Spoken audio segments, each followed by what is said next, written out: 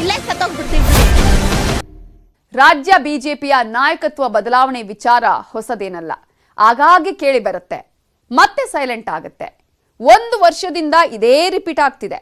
ಹಾಗಾದ್ರೆ ಈ ಬಾರಿಯೂ ಎದ್ದಿರೋದು ಬರೀ ಊಹಾಪೋಹ ಅಷ್ಟೇನಾ? ಬಿಎಸ್ವೈ ನಗು ಹಿಂದಿನ ಸೀಕ್ರೆಟ್ಟೇ ಬೇರೆನಾ?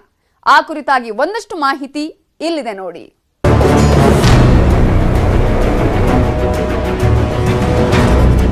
ಬಿಎಸ್ವೈ ದೆಹಲಿಯಲ್ಲಿ ಹೈಕಮಾಂಡ್ ನಾಯಕರನ್ನ ಭೇಟಿಯಾಗಿ ಹೊರಬಂದ ಬಳಿಕ ಅವರ ಮುಖದಲ್ಲಿ ನಗುವಿತ್ತು, ಲವಲವಿಕೆಯಿಂದ ಇತ್ತು.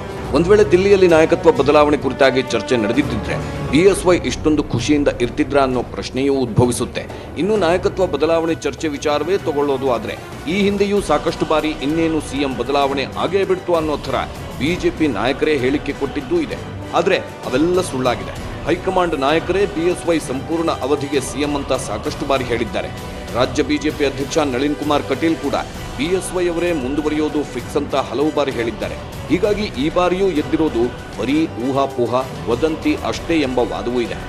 ದೆಹಲಿ ಪ್ರವಾಸ ಒಂದು ರೀತಿ ಬಹಳ ಯಶಸ್ವಿಯಾದಂತ ಭೇಟಿ ಇದು. ಬಿಎಸ್ವೈ ಸಂಪುಟ ಪುನರಚನೆಗೆ ಮುಂದಾಗಿದ್ದಾರೆ.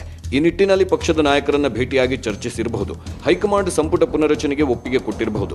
ಆಗಸ್ಟ್ ಮೊದಲ ವಾರದಲ್ಲಿ ಮತ್ತೊಮ್ಮೆ ಸಂಪುಟ ಪುನರಚನೆ ಲಿಸ್ಟ್ ತಗೊಂಡು ಹೈಕಮಾಂಡ್ ನಾಯಕರನ್ನ ಭೇಟಿಯಾಗಲು ಸಿಎಂ ಹೋಗ್ತಿರಬಹುದು. ಈ ಸಾಧ್ಯತೆಗಳು ಇವೆ ಅಲ್ವಾ?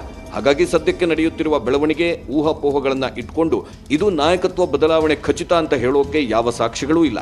ಮೇಲಾಗಿ ಹೈಕಮಾಂಡ್ ಯಾವ ಗುಟ್ಟು ಬಿಟ್ಟುಕೊಟ್ಟಿಲ್ಲ. ಇನ್ನು ಜುಲೈ 26ರಂದು ಬಿಎಸ್ವೈ ಸರ್ಕಾರ 2 ವರ್ಷ ಪೂರೈಸಲಿದೆ. ಅಲ್ಲಿಂದ ನಂತರ ಮುಂದಿನ ವಿಧಾನಸಭಾ ಚುನಾವಣೆಗೆ ಕರೆಕ್ಟ್ ಆಗಿ 21 ತಿಂಗಳು ಬಾಕಿ ಉಳಿಯಲಿದೆ. ಇಂತಹ ಸಂದರ್ಭದಲ್ಲಿ ನಾಯಕತ್ವ ಬದಲಾವಣೆ ಎಂಬ ಜೇನುಗೂಡಿಗೆ ಕೈ ಹಾಕಲು ಹೈಕಮಾಂಡ್ ಮುಂದಾಗುತ್ತಾ ಎಂಬ ಪ್ರಶ್ನೆಯೂ ಎದುರಾಗಿದೆ. ಇನ್ನು ಸಂಪುಟ ಪುನರಚನೆ ಆದರೆ ಪಕ್ಷದ ಹಿರಿಯ ಸಚಿವರಿಗೆ ಕೊಕ್ ನೀಡಲಾಗುತ್ತೆ ಎಂಬ ಊಹಾಪೋಹಗಳು ಈಗ ಹರಿದಾಡ್ತಿದೆ. ಆದರೆ ಎಲ್ಲವೂ ವದಂತಿಗಳಷ್ಟೇ.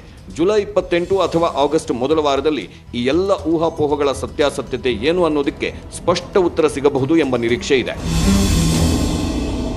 ಈಗ ನಡೀತಾ ಇರುವ ಚರ್ಚೆ, ಊಹಾಪೋಹ, ವದಂತಿ ಇವೆಲ್ಲದರ ಹಿಂದೆ ಎಷ್ಟು ಸತ್ಯ ಇದೆ, ಎಷ್ಟು ನಿಜವಿದೆ ಅನ್ನೋದು ಗೊತ್ತಾಗೋದೇ ಜುಲೈ 28ರಂದು. ಈಗ ಇದ್ದಿರುವ ಎಲ್ಲಾ ಪ್ರಶ್ನೆಗೂ ಜುಲೈ 28ರಂದು ಉತ್ತರ ಸಿಗುವ ಸಾಧ್ಯತೆ ಇದೆ ಅಂತ ಹೇಳ್ತಾ ಇವತ್ತಿನ ಫೋಕಸ್ 18 ಮುಗಿಸ್ತಾ ಇದ್ದೀವಿ. ನೋಡ್ತಾ ಇರಿ ನ್ಯೂಸ್ 18 ಕನ್ನಡ. ಜಾಲ ನಮ್ಮದು, ಬಲ ನಿಮ್ಮದು.